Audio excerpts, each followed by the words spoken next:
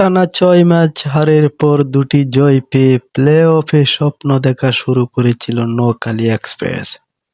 কিন্তু নবাগত ফ্র্যাঞ্চাইজিটির স্বপ্ন ধূলিসাৎ করে দিল চট্টগ্রাম রয়্যালস।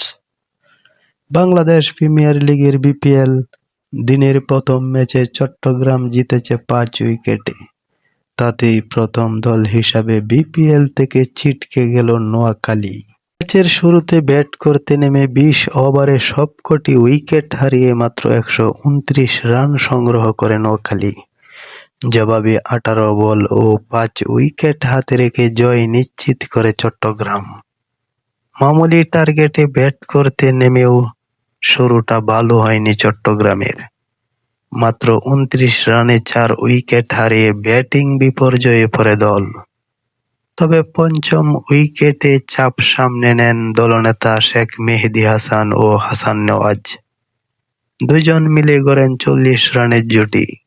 এরপর হাসিব আলীকে নিয়ে জয় নিশ্চিত করেন মেহেদী।